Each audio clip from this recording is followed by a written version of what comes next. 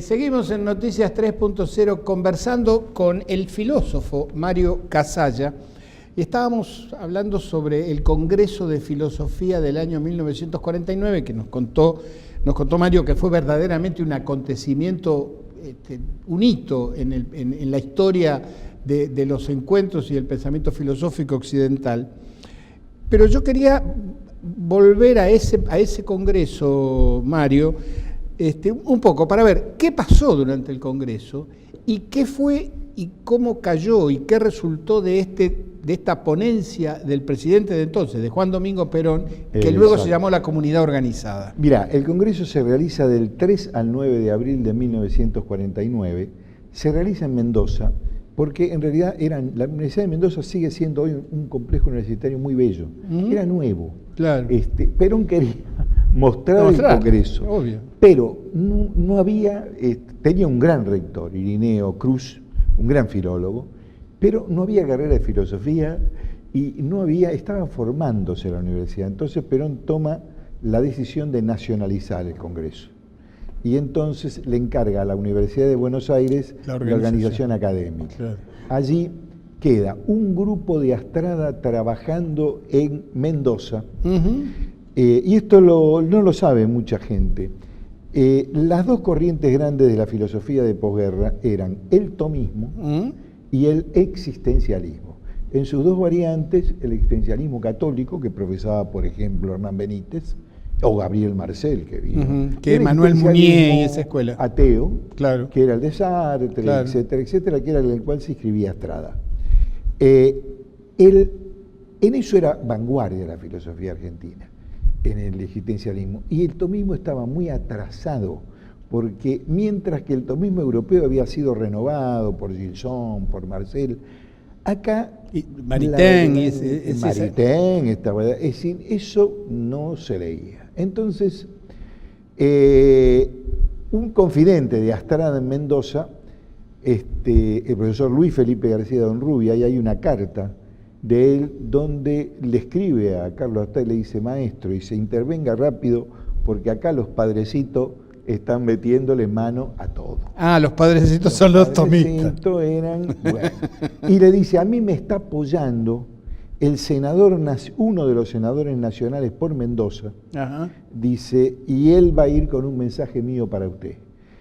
Ese senador nacional por Mendoza es luego quien, años después, presenta la ley, a pedido de Evita, la ley del voto femenino en el Senado de la Nación. De manera que Evita puso ahí también una mano. La otra corriente era la de Astrada, y hay dos discursos en la comunidad organizada. Uno es el discurso de 30 páginas que están publicados en las actas. No tenemos tiempo ahora de ver, pero hay una hermenéutica muy bien hecha del texto por nuestro compañero fallecido hace muy poco, que tú has conocido, Armando Porati. Sí, señor. Que era un profesor de historia de la filosofía, de esos con una formación académica en griego, en latín. Entonces hizo la única edición crítica existente, donde mostró los errores que hubo en las citas. La verdad que desde el punto de vista de la filosofía profesional no es un muy buen texto, a pesar de que yo sea peronista. Años más tarde, en una cinta magnetofónica que me hace escuchar Jorge Bolívar, en la época en que un grupo pequeño estábamos colaborando con Damasco, viniendo de otros lugares, en la redacción del modelo argentino, Perón contestaba por cinta grabada. Sí, señor. Y daba explicación. Entonces, en un momento salió de la comunidad organizada y me hace escuchar, yo vivía en Salta, me hace escuchar Bolívar la primera vez que vengo, mira lo que dice el general. Y Perón dice: yo había escrito un texto, compañero, dice, la comunidad organizada hay que leerla, dice, pero yo había escrito un texto lindo, dice, y después se lo entregué a los filósofos y me hicieron eso. Entonces, en la edición crítica nosotros publicamos, o Armando, publicó el texto íntegro de la comunidad organizada, anotado con todas las variantes, y se publicó el CD, que es el discurso que Perón pronuncia, el oficial. Y que se llama La Comunidad Organizada, y que es un discurso de menos de 30 minutos, y que Perón lee por Radio Nacional.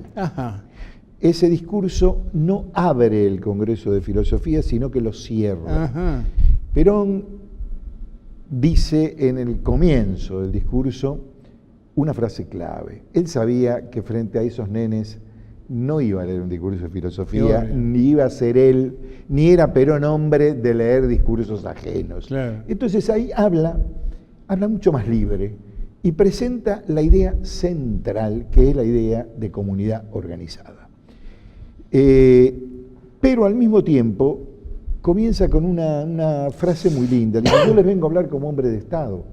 Dice, no me atrevería a hacer filosofía frente a los grandes señores del espíritu y de la filosofía, dice. Pero yo siempre recuerdo una frase de que el gran Alejandro Magno tuvo por maestro a Aristóteles. Dice, y yo siempre pensé que lo que yo hacía algo tenía que ver con la filosofía. Dice, siempre me dediqué a leer filosofía, pues creo que es muy importante, pero soy un aficionado en eso. Le hablo como hombres de Estado. Y lo que yo les digo ahora, seguramente dentro de unos días, a lo mejor a poco tiempo, dice usted, va a ser realidad en la Argentina.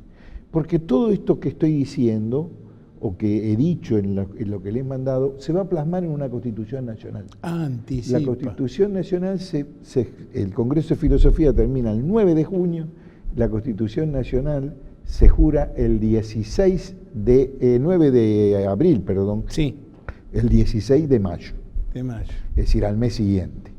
Perdón, ¿la convención constituyente ya estaba convocada? Estaba la constitución convocada. Claro. El 1 de mayo habían terminado los trabajos y se jura, pero Perón sabía eso. Claro. Entonces, trae una idea que tiene potencia todavía hoy. Es la idea de comunidad organizada, pero no de dos cosas separadas, comunidad y organización, sino habría que tomar esa expresión en un solo sentido. Si fuera una palabra alemana, juntarla. Sí, o el concepto integrado donde Perón está discutiendo y está dejando sobre la mesa un nuevo concepto de libertad. Ajá. Un concepto de libertad donde la libertad no está referida ya al individuo aislado, claro, sino que está referido al contexto social que él integra. Entonces, dice aquello, es imposible realizarse en una comunidad que no se realiza. Y viceversa, es imposible hacer una comunidad de hombres libres, dice, si se insectifica al hombre. Entonces, mi idea es la de una comunidad organizada. ¿Por qué? Dice, porque la organización es lo único que vence al número y al tiempo. Dice, más aún, él le gustaba mucho tomar ejemplos de la biología, y entonces dice, los organismos vivos se defienden por su mayor organización, es decir, y va creciendo en la escala, entonces solo se puede ser libre organizadamente.